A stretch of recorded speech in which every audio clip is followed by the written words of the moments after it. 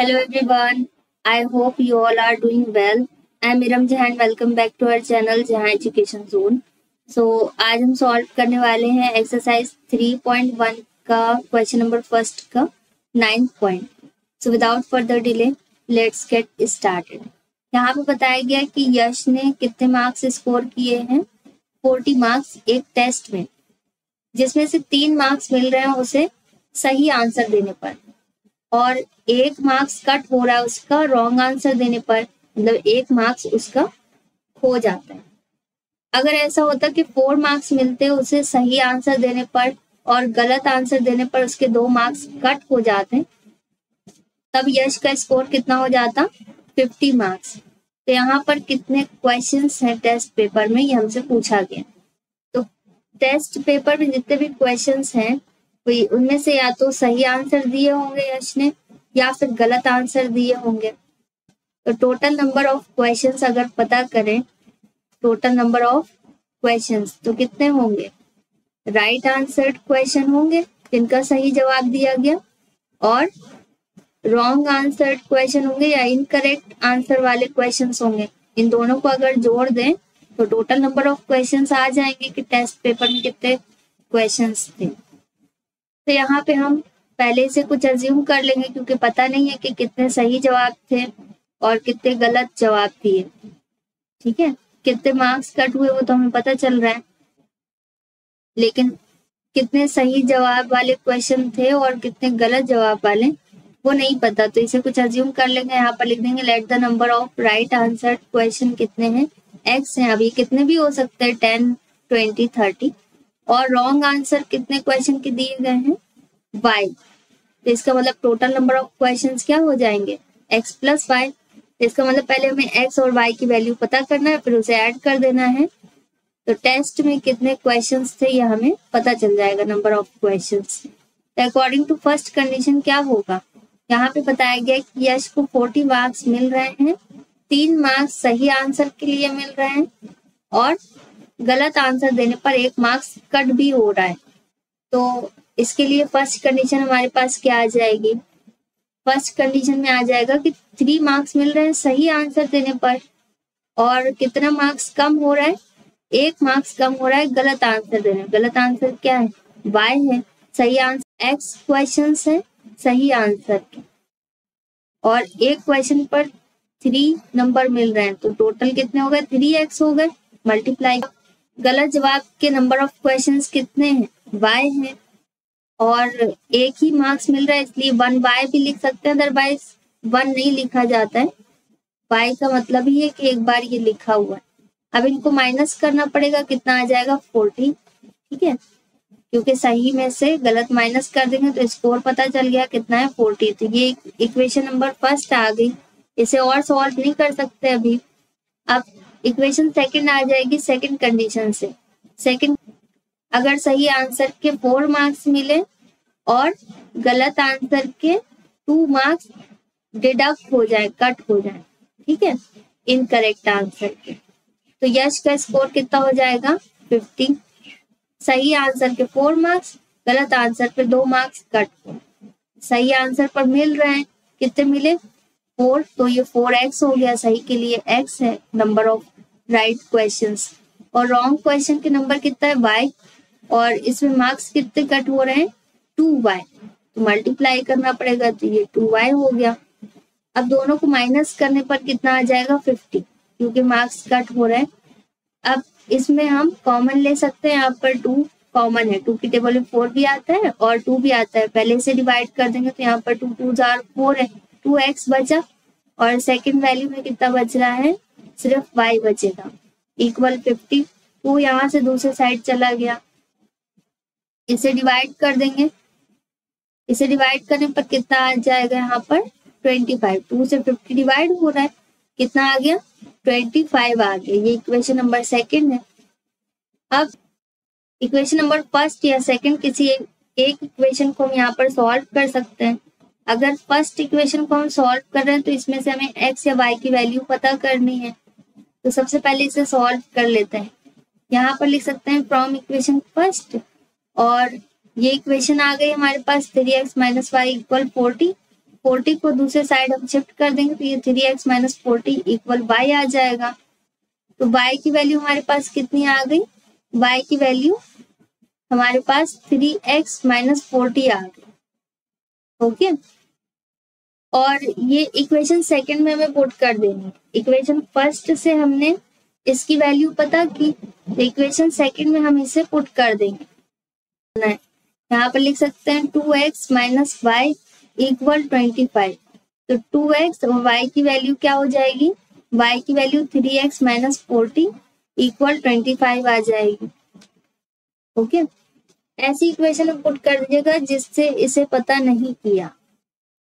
तो y की जगह पर हमारे पास 3x माइनस 40 आ गया। अब इसे ब्रैकेट में लिखना होगा क्योंकि एक से ज्यादा वैल्यू है, 3x है, 40 है और माइनस का साइन दिया है, तो माइनस के साइन का मल्टीप्लाई करेंगे, इसका साइन बदल जाएगा, 3x माइनस का हो गया और 40 प्लस का हो जाएगा क्योंकि दो माइनस के साइन है। अब इसे सॉल्व कर देंगे, 2x और 3x दोनों को माइनस कर देंगे तो सिर्फ x बचा, बड़ी वैल्यू नेगेटिव है तो माइनस का साइन रहेगा, प्लस 40 इक्वल 25।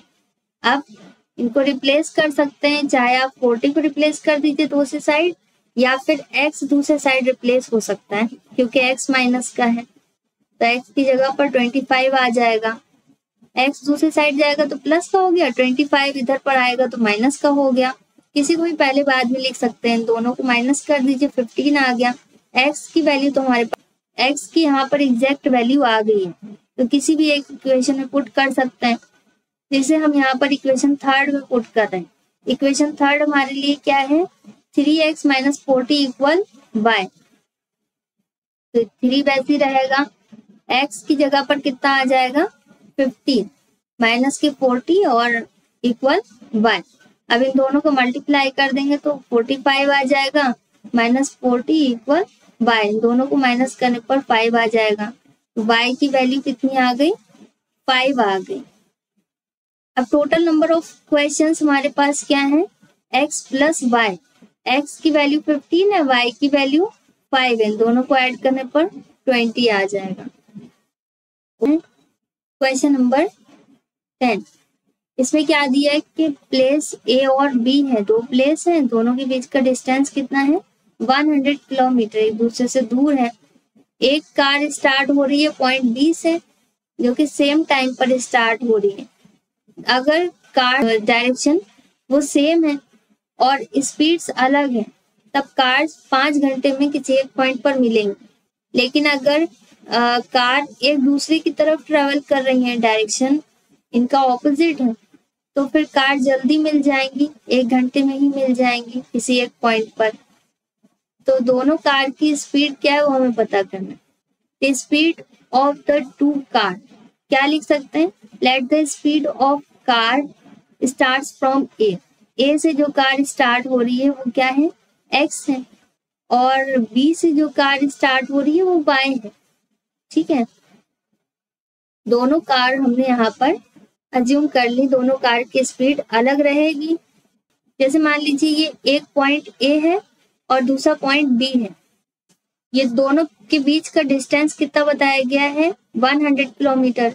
एक कार A से स्टार्ट हो रही है पॉइंट A से, दूसरी कार पॉइंट B से स्टार्ट हो रही है, दोनों की डायरेक्शन सेम है, सेम डायरेक्शन पर आगे बढ़ रहे हैं। डिस्टेंस इन दोनों पॉइंट का बताया गया है कि A से लेकर B तक कितना है? 100। अभी किसी एक और पॉइंट पर जाकर मिलेंगी, फॉर एग्जाम्पल ये पॉइंट C है, यहाँ पर जाकर कार दोनों मिल जाएंगी। दोनों की स्पीड अलग है तो पहली कार की स्पीड ज्यादा ही होगी, तभी जाकर किसी एक पॉइंट पर मिलेंगी। और कितनी देर बाद मिलेंगी ये भी बता दिया है कि 5 आवर के बाद ये मिलेंगी। ठीक है, टाइम दिया है। तो अब पहली कार की स्पीड हमने x मान ली कि x किलोमीटर पर आवर है, दूसरे कार की स्पीड हमने y मान ली कि y किलोमीटर पर आवर है। ओके, दोनों के बीच का डिस्टेंस कितना है? 100 है, और किसी एक पॉइंट पर पहुंचने में इनको कितना टाइम लग रहा है? 5 आवर। तो फर्स्ट कार यानी कि कार A की स्पीड ज्यादा होगी, तभी वो कवर करेगी कार B को। तो इस तरीके से दोनों की स्पीड अलग है तो हमने इसे x y मान लिया। यही सेम कंडीशन हमने यहाँ पर नोट कर दी है। यहाँ पर हम लिख सकते हैं कि distance between places A and B, दोनों प्लेसेस के बीच का डिस्टेंस कितना है? 100 किलोमीटर। और ये देखिए कंडीशन यहाँ पर नोट कर दी है, जब डायरेक्शन सेम है क्या रहेगा। स्पीड का फॉर्मूला यहाँ पर ध्यान रखिएगा क्या होता है, डिस्टेंस अपॉन टाइम। इससे हम दो फॉर्मूले और ड्राइव कर सकते हैं। अगर हमें टाइम पता करना है तो टाइम का फॉर्मूला क्या हो जाएगा, डिस्टेंस अपॉन स्पीड।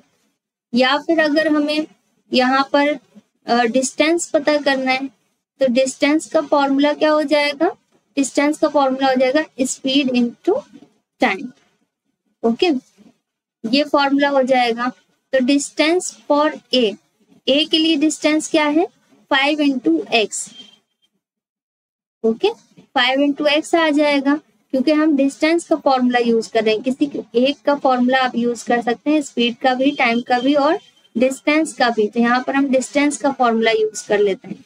डिस्टेंस का फॉर्मूला क्या हो जाएगा, 5 इंटू एक्स, यानी कि टाइम और स्पीड। स्पीड तो यहाँ पर एक्स है और टाइम 5 घंटे बता रहे हैं।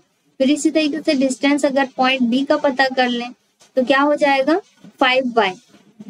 ओके, एक एक पॉइंट का डिस्टेंस दोनों का हमने पता कर लिया। अब इन दोनों की डिस्टेंस को हम क्या कर देंगे, इन दोनों की डिस्टेंस को अगर हम माइनस करें तो इनके बीच का डिस्टेंस कितना बताया गया, 100। तो माइनस करना पड़ेगा क्योंकि डायरेक्शन सेम है, डिस्टेंस बढ़ेगा। ठीक है, क्योंकि जब भी डायरेक्शन सेम होगी तो डिस्टेंस माइनस करना पड़ेगा, और डायरेक्शन अगर ऑपोजिट है तो टाइम कम लगेगा, इसलिए डिस्टेंस कम होता जाएगा। अभी यहाँ पर डिस्टेंस बढ़ रहा है, ज्यादा है। ठीक है, तो ये वाला स्टेप अगर आप नहीं नोट करना चाहते, फर्स्ट वाला वो ना नोट करिए, लेकिन सेकंड वाला स्टेप आपको समझ में आ गया होगा। फर्स्ट वाले में भी यही है कि 5x किसके बराबर है, 5y प्लस 100 के बराबर है। अब इन दोनों में हम 5 कॉमन ले लेंगे, 5 कॉमन लेंगे तो यहाँ पर 5 बचा, और ब्रैकेट में कितना आ जाएगा, x आ जाएगा और यहाँ से y आ जाएगा। ओके, 5 बाहर चला गया ब्रैकेट के, तो फिर ब्रैकेट के अंदर नहीं रहेगा, इक्वल 100। अब इसे डिवाइड कर देंगे तो यहाँ पर डिवाइड करने पर कितना आ जाएगा, 20। x माइनस वाई इक्वल 20 की हमारे पास इक्वेशन नंबर फर्स्ट आ गई। अब इक्वेशन फर्स्ट हमारे पास आ गई है, इक्वेशन सेकंड हमारे पास सेकंड कंडीशन से आएगी।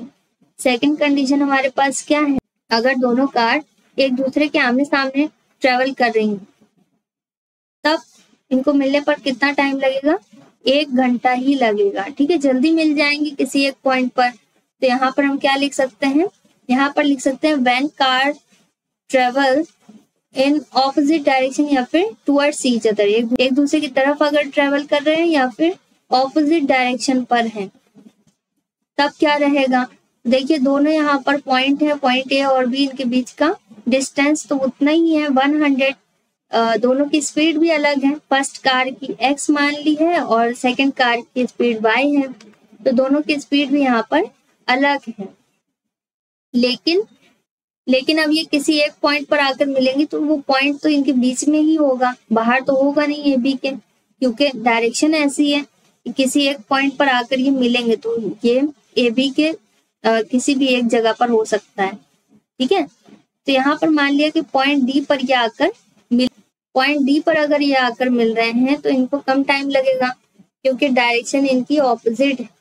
ठीक है, दोनों एक ही तरफ आ रहे हैं, आमने सामने आ रहे हैं। ऑपोजिट का मतलब क्या होता है, आमने सामने। तो एक दूसरे की तरफ अगर ट्रेवल कर रहे हैं तो कम टाइम में ये किसी एक पॉइंट पर पहुंच जाएंगे। जैसे पॉइंट डी पर पहुंचना है तो कम टाइम में पहुंच जाएंगे, तो यहाँ पर इससे पहुंचने पर सिर्फ 1 घंटा ही लगेगा।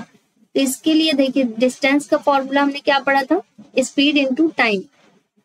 तो इसके लिए क्या फॉर्मूला हो जाएगा, ए के लिए डिस्टेंस यहाँ पर हो जाएगा, ए के लिए स्पीड कितनी है, x है और टाइम 1 है, तो देखिए x इंटू 1 आ गया। ठीक है, इसी तरीके से y इंटू 1 आ जाएगा y के लिए डिस्टेंस, और यहाँ पर डिस्टेंस को ऐड करना पड़ेगा क्योंकि डिस्टेंस कम होता जा रहा है। ठीक है, तो ऐड हो जाएगा, जिसमें डिस्टेंस ज्यादा है उसमें माइनस करना पड़ता है। अब इसका मल्टीप्लाई करेंगे x और 1 का तो x ही रहेगा, y और 1 का मल्टीप्लाई कर देंगे तो y रहेगा। इन दोनों को ऐड करने पर ये 100 के बराबर है। इक्वेशन नंबर सेकंड आ गई।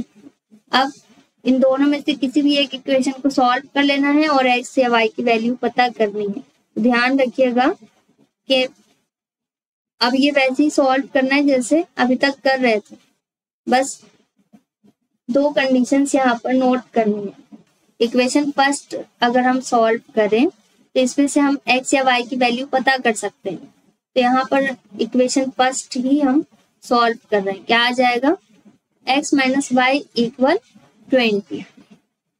तो y की वैल्यू दूसरे साइड शिफ्ट कर देंगे, यहाँ पर आ जाएगा x इक्वल 20 प्लस वाई। और ये इक्वेशन नंबर थर्ड, इसकी वैल्यू हम पुट कर देंगे कहाँ पर?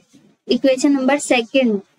तो हम जिससे हम x या y की वैल्यू पता कर रहे हैं उसमें हम x या y की वैल्यू नहीं पुट कर सकते। तो इक्वेशन सेकेंड में अब हम इसकी वैल्यू पुट कर देंगे। तो देखिए यहाँ पर x लिखा हुआ है, x की जगह पर कितना आ जाएगा? 20 प्लस y, और ये सब वैसे ही रहेगा y और 100। अब इसके बाद y से y ऐड हो जाएगा क्योंकि सेम नेचर है, तो 2y हो गए, क्योंकि एक y है एक ये, दोनों ऐड हो गए तो 2y हो गए। और 120 वैसे ही रहेगा, 20 दूसरे साइड चला जाएगा क्योंकि सिर्फ y पता करना है। तो जब कुछ सिंगल पता करना होता है तो उसके साथ वाली वैल्यू दूसरे साइड चली जाती है। तो यहाँ पर क्या आ जाएगा? -20। अब इसको माइनस कर देंगे तो 80 आ गया। 2 भी यहाँ से दूसरे साइड आ जाएगा, तो इसे डिवाइड करने पर 40 आ जाएगा। अब y की वैल्यू तो हमारे पास 40 आ गई। y की वैल्यू जब 40 आ गई है तो इसे पुट करना पड़ेगा किसी एक इक्वेशन में।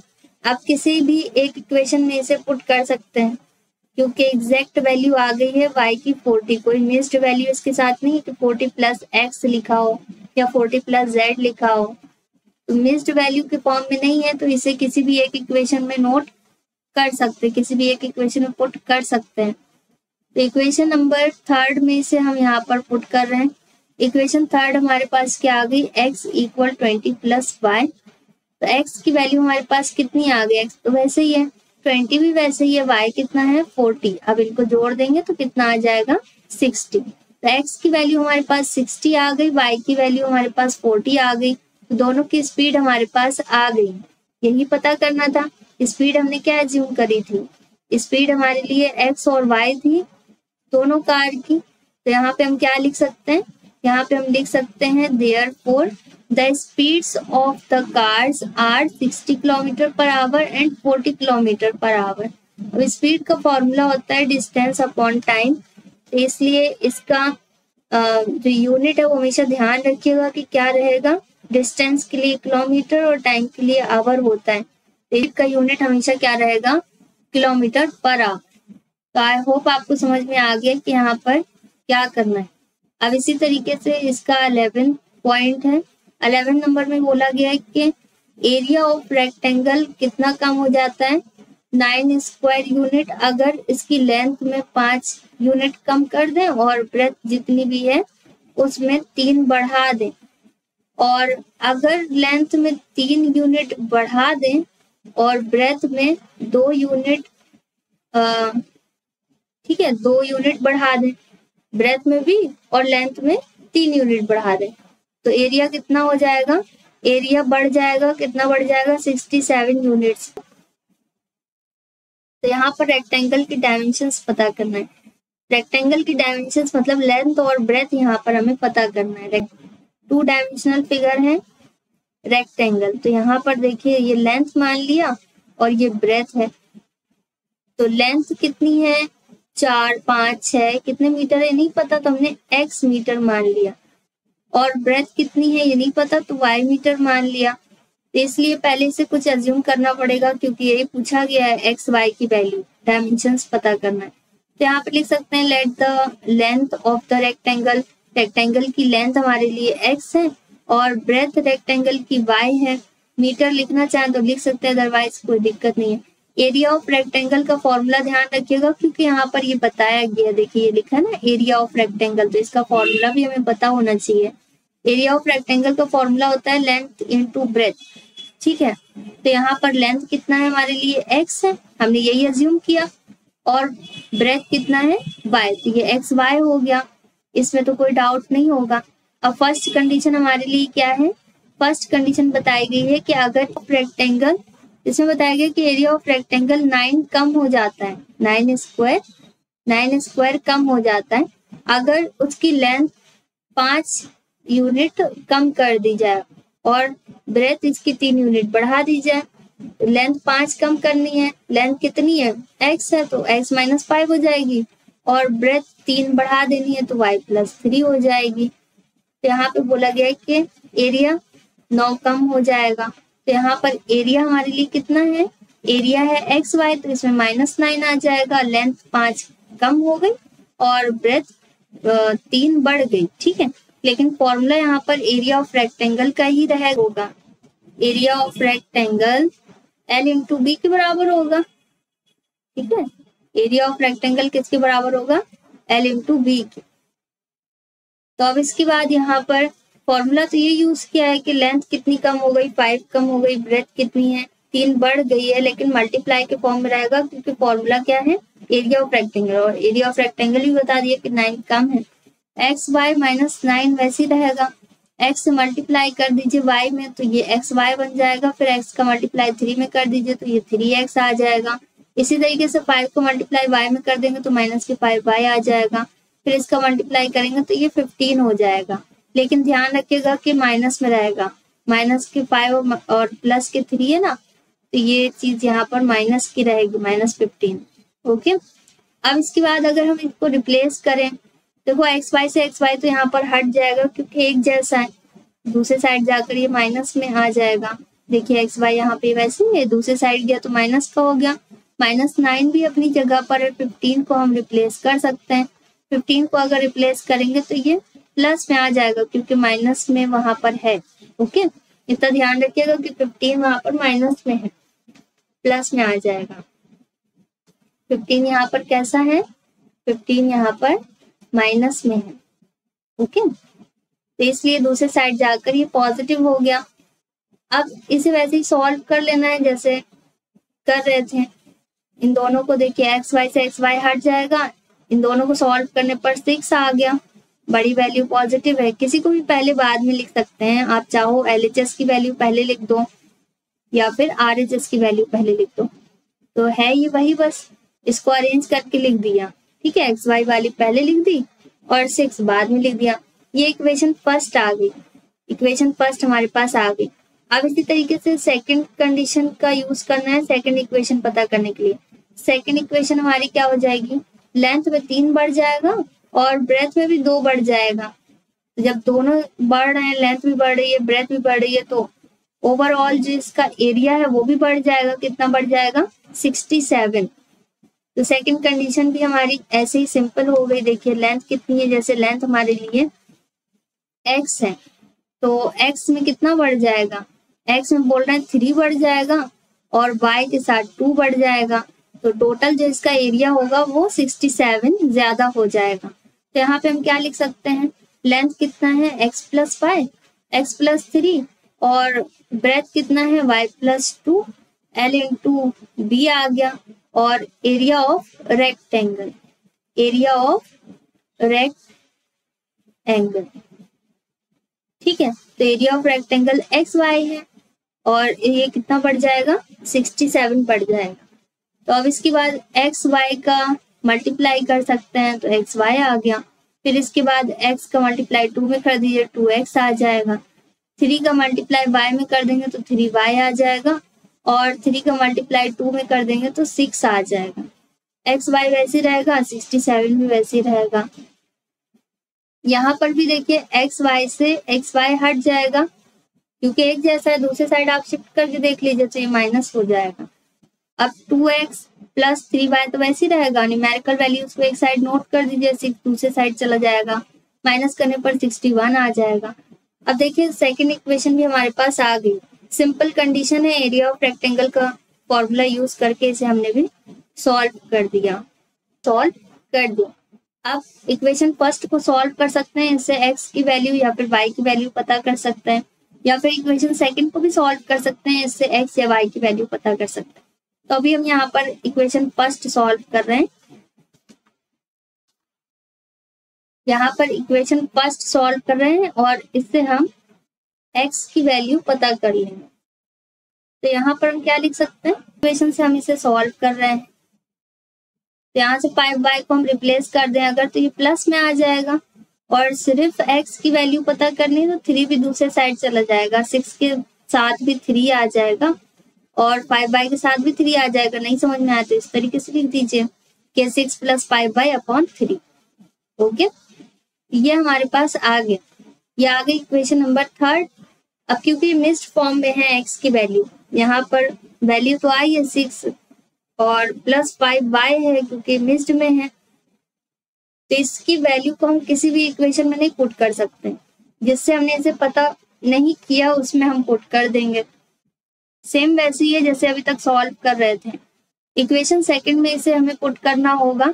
इक्वेशन सेकंड हमारे पास है 2x + 3y = 61, क्योंकि इससे हमने इसे पता नहीं किया। अब x की जगह पर हम क्या लिख देंगे, x की जगह पर हमारे पास ये पूरी वैल्यू आ जाएगी, ये दिखाई दे रहा है। तो यहाँ पर 2 तो वैसे ही रहेगा, x की जगह पर ये पूरी वैल्यू आ गई जो अभी हमने पता की x की वैल्यू, और 3y वैसे रहेगा, 61 भी वैसे रहेगा। अब इसको मल्टीप्लाई कर देंगे, मल्टीप्लाई करने पर कितना आ जाएगा, 6 और 2 इन दोनों को मल्टीप्लाई करने पर कितना आ जाएगा, 12 आ जाएगा। और फिर इसका भी मल्टीप्लाई कर देंगे तो 10y आ जाएगा। और इसे एक स्टेप और सॉल्व किया जा सकता है, जैसे यहाँ पर हमारे पास 12 आ गया और यहाँ पर 10y आ गया अपॉन 3 + 3y = 61, इस तरीके से आ गया। इसका डिनोमिनेटर 1 अज्यूम कर लिया। अब यहाँ पर 3 आ गया, 12 + 10y और प्लस इनका मल्टीप्लाई कर देंगे तो कितना आ जाएगा, 3 × 9y = 61। क्रॉस मल्टीप्लाई कर सकते हैं और 12 तो वैसे ही रहेगा, इन दोनों को ऐड कर दीजिए y वाले सेम नेचर वाली वैल्यूज को। ठीक है, तो सेम नेचर वाली वैल्यूज को ऐड कर देंगे, 19y आ जाएगा। क्रॉस मल्टीप्लाई करेंगे 61 और 3 का, तो यहाँ पर कितना आ जाएगा, यहाँ पर आ जाएगा हमारे पास 183 और 12 को भी हम दूसरे साइड शिफ्ट कर सकते हैं तो ये माइनस में आ जाएगा। y की वैल्यू हम पता करेंगे, y की वैल्यू कितनी आ जाएगी, y की वैल्यू आ जाएगी 171 और 19 से इसे डिवाइड भी करना है तो y की एग्जैक्ट वैल्यू हमारे पास 9 आ गई। तो आई होप आपको इतना समझ में आ गया होगा। अब 9 की वैल्यू हम किसी भी एक इक्वेशन में पुट कर सकते हैं क्योंकि एग्जैक्ट वैल्यू आई है। तो इक्वेशन नंबर 3 में हम इसे पुट कर देंगे। यहाँ पर कितना आ जाएगा, पुटिंग y = 9 इन इक्वेशन 3 की वैल्यू, x की वैल्यू हमें पता करनी है तो y की जगह पर कितना आ जाएगा, 9 आ जाएगा। ओके, तो y की वैल्यू हमारे पास कितनी आ गई, 9 आ गई। 6 वैसे ही इनका मल्टीप्लाई कर देंगे, 45/3 इन दोनों को ऐड कर देंगे, 51/3 और डिवाइड करने पर 17 आ गया। तो x की वैल्यू कितनी आ गई, 17। अब लेंथ ऑफ रेक्टेंगल कितनी आ गई, 17 आ गई और ब्रेथ ऑफ रेक्टेंगल कितनी आ गई, 9। ओके, तो यहाँ पर ये दो चीजें हैं जो हमें पता चल गई, लेंथ भी पता चल गई x से और ब्रेथ भी इसकी पता चल गई। So that's all in this video. We'll meet in our next video very soon.